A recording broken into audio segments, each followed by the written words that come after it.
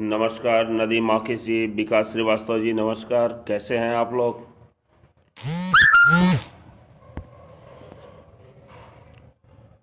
भाइयों, आईना national scholarship 2021 और इंडिया अगेंस्ट चाइल्ड एब्यूज़, जो कि आपके प्रत्येक राज्य में हमारी संस्थाएं पूरी ईमानदारी के साथ कर रही हैं। India against child abuse project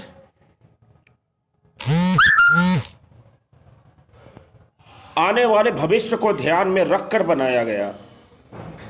India against child abuse जो आपका प्रोजेक्ट है, यह आपके बच्चे के बेहतर भविष्य को ध्यान में रखकर तैयार किया गया। अगर हम सब इस विषय पर अच्छा कार्य करते हैं तो आने वाले दिनों में हमारे बच्चों का भविष्य खुशहाल होगा। भाइयों, अपराध चाहे कोई भी हो, चाहे जैसा भी अपराध हो, 6 महीने के अंदर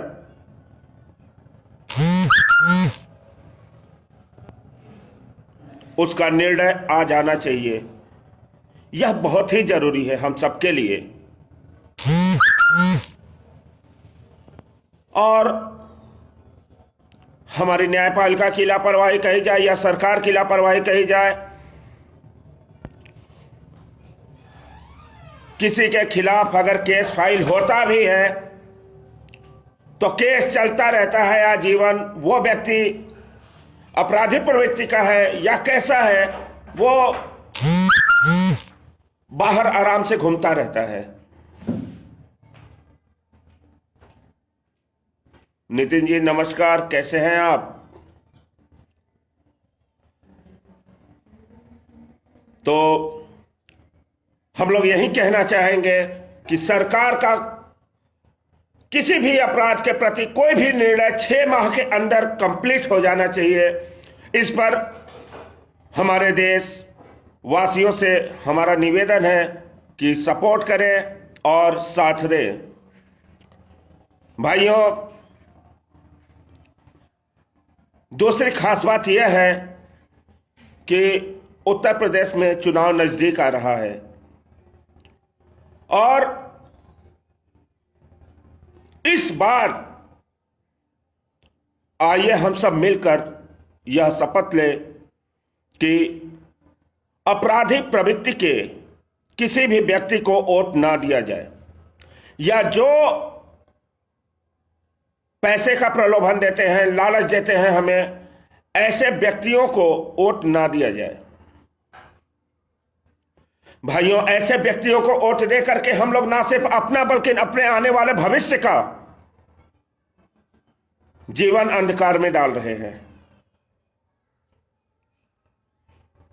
आप खुद सोचिए, जो राजनेता पैसे खर्च करके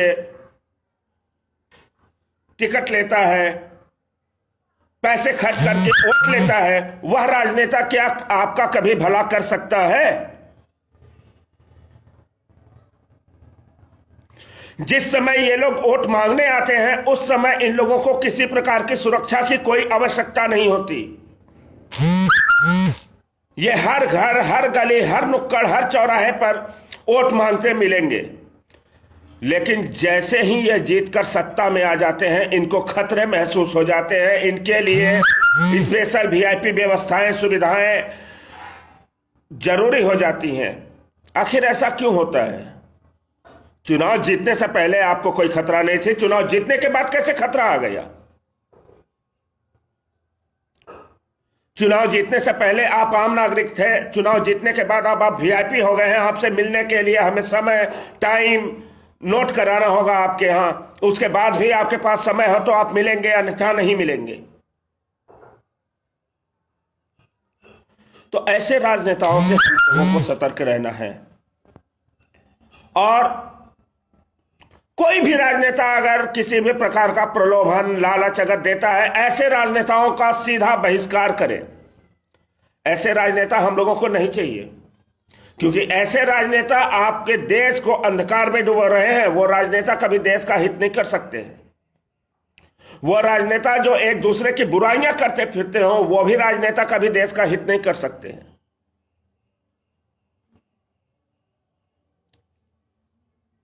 पहले राजनीति में कैसे लोग आते थे, उसके बाद राजनीतिक ने एक नया मोड़ लिया। अपराधी प्रवृत्ति के व्यक्तियों को, जिनसे समाज में कुछ लोग डरते हों, ऐसे व्यक्तियों को टिकट देना शुरू किया। अब जिनके पब्लिसिटी हो उन्हें टिकट मिल रहा है। नौटंकी वालों को, जिन्हें अभिनेता का नाम दिया गया है, अब उन्हें टिकट दिया जा रहा है। क्या लगता है, यह पर्दे पर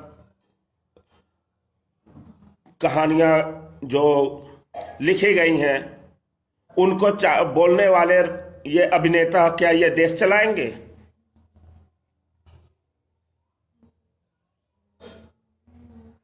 ये राजनेता देश चला सकते हैं कभी?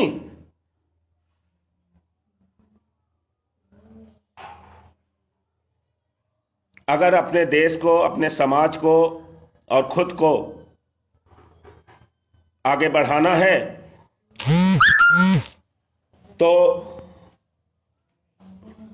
हर उस गलत के खिलाफ आवाज उठाइए। अपने चंद पल के सुख के लिए पूरे भविष्य को अंधकार में मत डालिए।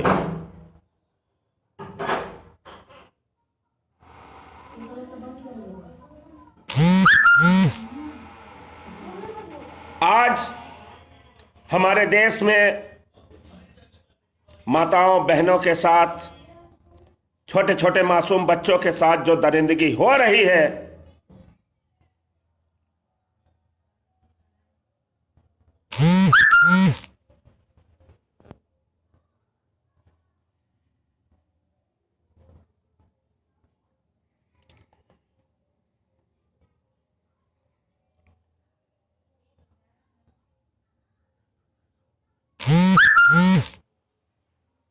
आपने बिल्कुल सही कहा नितिन भाई साहब।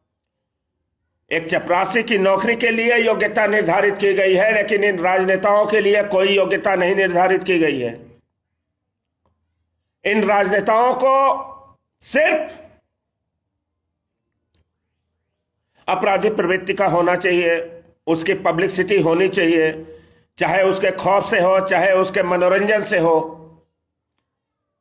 ऐसे लोगों को राजनेता बनाया जाता है। यह उनकी योग्यता है, यह उनका प्रमाण है। उनके योग्य राजनेता साबित करने के सीधे ये पुख्ता प्रमाण है। तो ऐसे जो इस तरह के राजनेता हैं, गलती इनकी नहीं है, गलती हम लोगों की है। क्योंकि हम लोग ऐसे लोगों को चुनते हैं, जब वो हमें धुनते हैं तब हम ये कहते हैं कि अरे यार, मैंने तो बहुत गलत व्यक्ति को वोट दे दिया।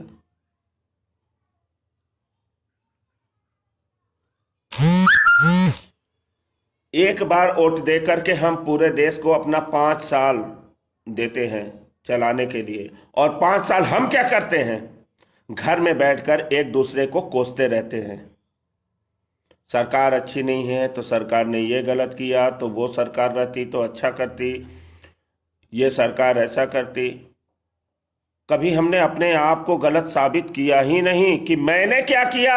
वोट देने के बाद क्या मैंने उस राजनेता जो प्रतिनिधि बनके देश चला रहा है, उस राजनेता के कार्यों का कभी लेखा जोखा लिया? भाई, बच्चा भी अगर पैदा करके छोड़ देंगे तो वह नालायक निकल जाएगा।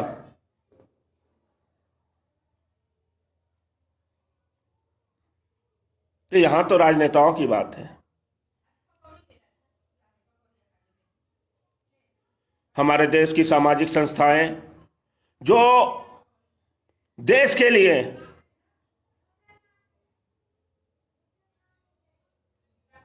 हमेशा कार्य करती हैं, समाज के लिए हमेशा कार्य करती हैं, बिना किसी जातिवाद के, बिना किसी भेदभाव के। हमारी सामाजिक संस्थाएं निरंतर समाज सेवा का कार्य करती रहती हैं। मिलता क्या है उन्हें? दर दर भटकती हैं, कहीं से कोई अनुदान मिल जाए, कहीं से कोई फंड मिल जाए, कहीं से कोई व्यवस्थाएं मिल जाए, लेकिन क्या उन्हें किसी भी प्रकार की सुविधा कहीं से मिलती है? ना समाज से, ना ही सरकार से। दोनों अनदेखा करते हैं हमारी सामाजिक संस्थाओं को, लेकिन फिर भी हमारी सामाजिक संस्थाओं दोनों को पूजती हैं। इसलिए सामाजिक संस्थाएं करती हैं क्योंकि हो सकता है आज नहीं तो कल हमारे देश की व्यवस्था मजबूत हो जाए, हमारी समाज जागरूक हो जाए।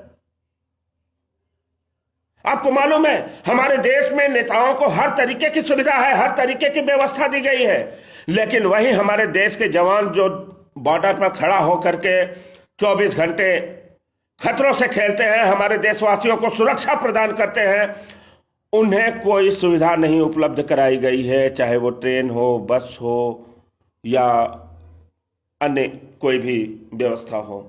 लेकिन राजनेताओं को सारी सुविधाएं, सारी व्यवस्थाएं उपलब्ध कराई गई हैं। क्यों? क्योंकि हमारे देश की जनता जागरूक नहीं है।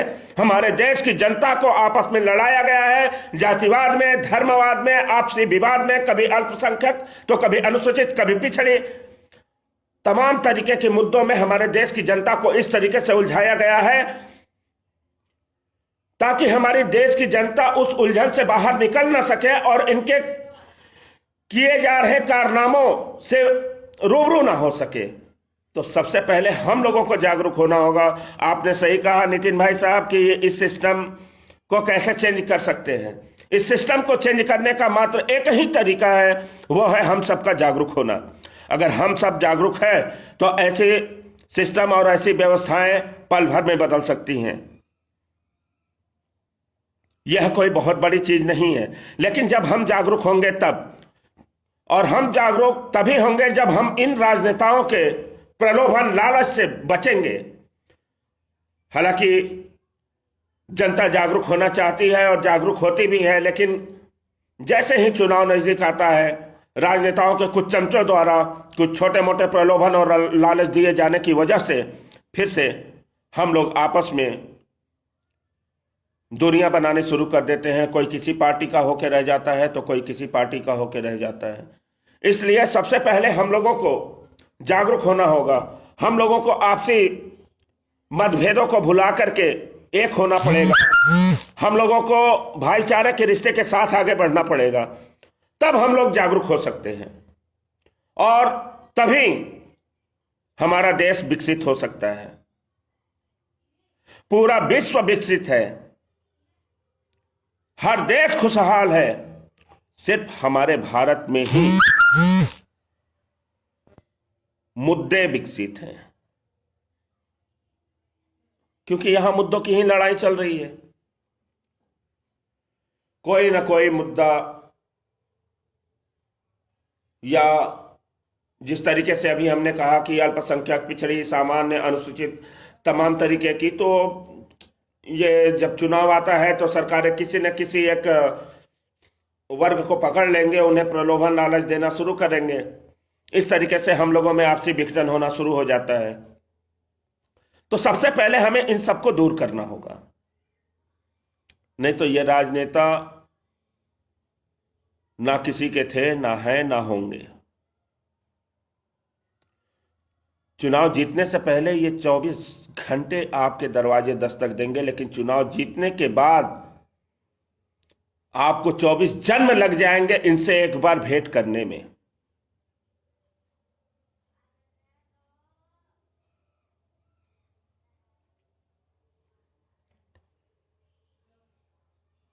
हम अपने देश के समस्त सामाजिक संगठनों से यह कहना चाहेंगे कि देश की जनता को अवेयर करें, संगठित बने और जागरूकता के क्षेत्र में एक नई पहल करें।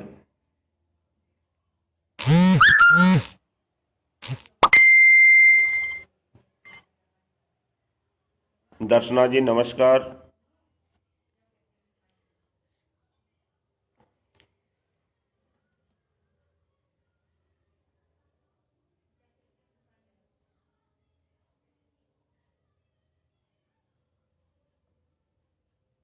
ये राजनीति टोटल फिल्मी तरीके से चल रही है। कहते हैं कि फिल्म समाज का एक दर्पण है, एक आईना है, लेकिन आज आप देख रहे हैं किस तरीके से गंदगी हर फिल्मों में है। भोजपुरी फिल्म ने तो गंदगी की सारी हदें पार कर रखी हैं और इस भोजपुरी फिल्म के खिलाफ एक्शन लिया जा चुका है। हम लोगों ने खुद एक्शन लिया है, लेकिन अभी उसका डेट नहीं आया हुआ है। जल्द ही इस विषय पर निर्णय आएगा। अगर हाई कोर्ट से निर्णय नहीं आता है तो सुप्रीम कोर्ट तक जाएंगे। लेकिन हिंदी फिल्में या भोजपुरी फिल्में, ये दोनों हमारे देश की आईना कहलाती हैं और दोनों फिल्मों में महिलाओं को ही भोग विलास की वस्तु बनाया गया है। एडवर्टीजमेंट अगर देखेंगे आप तो एडवर्टीजमेंट में देखेंगे क्लोरमेन खाया, लड़की पड़ गई, फेयर एंड लवली लगाया, लड़का खींच के चला आया। आखिर महिलाओं को इस तरीके से क्यों पेश किया जाता है? और सबसे पहले टीवी पर ऐड आएगा, बेटी बचाओ बेटी पढ़ाओ, उसके बाद अश्लीलता दिखाई जाएगी, क्योंकि कहानियां कुछ रही नहीं फिल्मों में दिखाने के लिए, तो लोग अश्लीलता दिखाते हैं।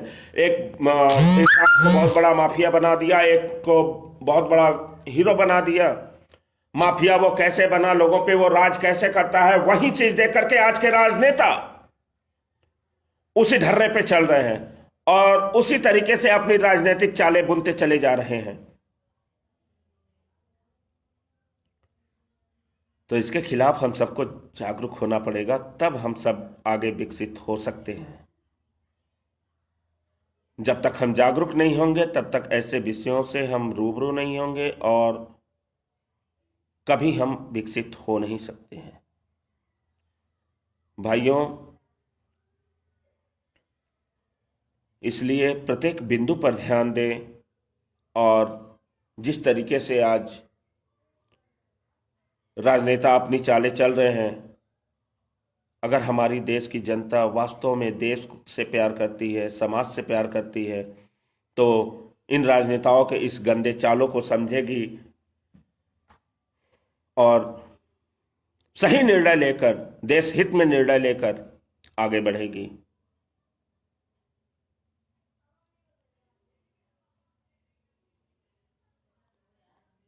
हमारी सामाजिक संस्थाएं जो इधर उधर भटकती हैं, कहीं फंड के लिए या फिर प्रोजेक्ट के लिए, किसी भी चीज के लिए, हमारा उन सभी सामाजिक संस्थाओं से निवेदन है, आप लोग सिर्फ संगठित बने। संगठन में एक ऐसी शक्ति है जो आपको दर दर भटकने नहीं देगी, कहीं से आपको जालसाजी का शिकार नहीं होने देगी और हमेशा आप आगे बढ़ेंगे, क्योंकि एक अच्छी सोच, आगे बढ़ने का जो सोच आप लेकर आगे निकलते हैं, एक दूसरे की मदद करते हैं, उस समय आप खुद आगे बढ़ते चले जाते हैं। जरूरी नहीं है किसी की बुराई करके, किसी का पैर खींच के या किसी को पीछे ढकेल के हम आगे बढ़ें। उसे आगे बढ़ना नहीं कहते हैं। हम आगे तभी बढ़ सकते हैं जब हम किसी को आगे बढ़ाने की कोशिश करेंगे, क्योंकि हमारा माइंड, हमारा दिमाग हमेशा विकास की तरफ ध्यान देगा। अगर हम किसी एक व्यक्ति को आगे बढ़ाना चाहते हैं, उसको आगे बढ़ाने के नए नए तरीके, नए नए आइडियाज अगर मन में लाना चाहते हैं, मन में लाते हैं, तो हम खुद डेवलप होते हैं। इसलिए हमेशा अच्छी सोच रखकर आगे बढ़ें। कोई बुराई करता है उससे कभी नहीं घबराना चाहिए। बुराई करने के लिए तो आज काफी लोग हैं जो खुद आईना की बुराई करते हैं, हमारी खुद बुराई करते हैं, लेकिन हमें उन बुराइयों से कोई मतलब ही नहीं है, क्योंकि हम अगर सही हैं तो हम सही हैं। एक दिन मंजिल हमें जरूर मिलेगी। बुराई करने वालों से कभी घबराना नहीं चाहिए और हमेशा आगे बढ़ते रहना चाहिए। नए नए प्लान, नए नए आइडियाज मन में लाने चाहिए, ताकि हम अपने समाज को, अपने देश को आगे बढ़ा सकें, विकसित कर सकें।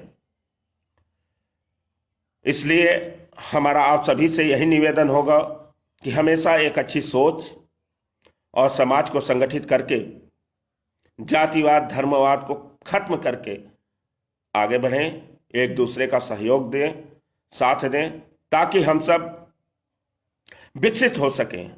जिन देशों में जातिवाद धर्मवाद या बेवजह के मुद्दे नहीं हैं, हर वो देश विकसित हो रहा है, लेकिन हमारे भारत को छोड़ के, क्योंकि हमारे भारत में 24 घंटे के अंदर 48 मुद्दे जन्म लेते हैं। तो सोचिए कि हम लोगों को टुकड़ों में विभक्त करने वाला है कौन?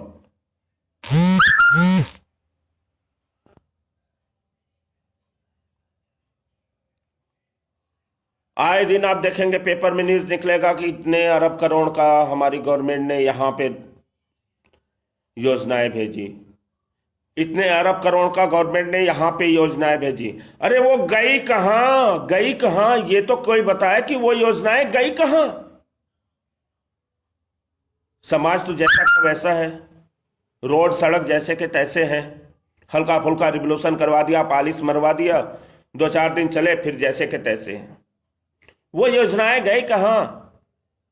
बाल विकास पे, महिला इंप्रूवमेंट पे, न जाने कितनी योजनाएं हमारी गवर्नमेंट ने हमारे देश को दिए हैं, लेकिन वास्तव में वो सब गई कहां?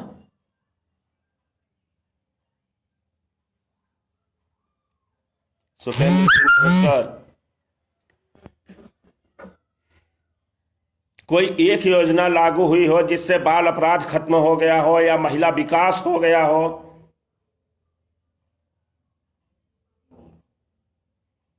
या हमारा देश ही डेवलप कर गया हो? ऐसी कोई योजनाएं नहीं।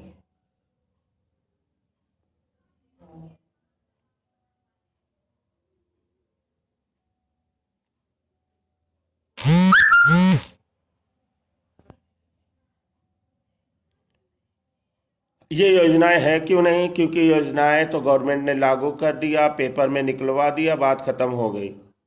क्योंकि गवर्नमेंट भी जानती है कि जनता इस पर कभी सवाल उठा ही नहीं सकती है। गवर्नमेंट ये अच्छे तरीके से जानती है कि इस पर जनता कभी कोई सवाल नहीं उठाएगी, ना जांच करवा सकती है, ना खोजबीन करवाएगी कि योजना आई तो योजना गई कहां। क्योंकि योजना, अगर कुछ योजनाएं हमारे समाज में आती हैं, अगर लागू भी हो जाती हैं ना, तो उस योजनाओं को लागू होने से पहले उस योजनाओं का माफिया तैयार हो जाता है, जो अपने तरीके से उस योजना को चलाता है। तो महिला विकास हो, बाल विकास हो, या देश विकास हो, या समाज विकास हो, अगर ये सारी चीजें डिपेंड करती हैं तो हम सबकी जागरूकता पे डिपेंड करती हैं। जब तक हम सब जागरूक नहीं हैं, कोई भी योजना हमें विकसित नहीं कर सकती है। इस बात का हमें खास ख्याल रखना होगा।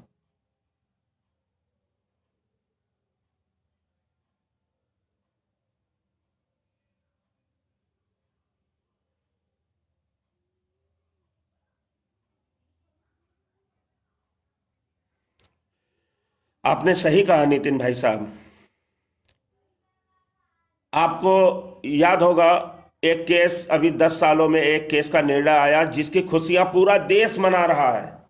पूरे देश ने खुशी मनाई कि 4 लोगों को फांसी दी गई 10 साल बाद। लेकिन उस 10 साल के अंदर न जाने अनगिनत कितने ऐसे मासूम, छोटे छोटे मासूम बच्चों के साथ दरिंदगी हुई, बलात्कार हुआ, न जाने कितनी माताएं बहनें ऐसे अपराधों की शिकार हो गई। उसका गम किसी को नहीं है, लेकिन एक केस जीतने की खुशी पूरे देश को हो गई। वकील साहिबा ने ये केस जीता, वकील साहिबा ने ये केस जीता। अरे वकील साहिबा ने तो एक केस जीता, 1 करोड़ केस पेंडिंग पड़ गए। शर्म आनी चाहिए हमें, जो हम एक जीत की खुशी मना रहे हैं और करोड़ों ऐसे मासूम बच्चों के साथ, माताओं बहनों के साथ दरिंदगी हुई है, वो केसेस पेंडिंग पड़े हुए हैं। राजेश भाई साहब नमस्कार, नरेंद्र भाई साहब नमस्कार।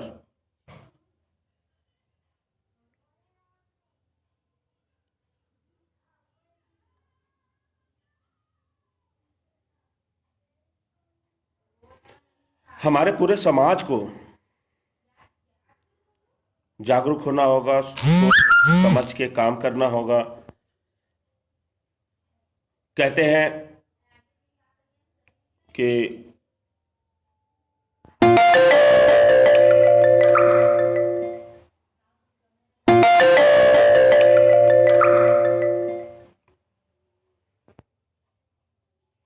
असुविधा के लिए क्षमा चाहते हैं। हमें अभी एक काम से बाहर निकलना है, अभी अभी मैसेज आ गया, इसलिए हम आप लोगों से जल्द ही फिर मुलाकात करेंगे कुछ खास बातों को लेकर के।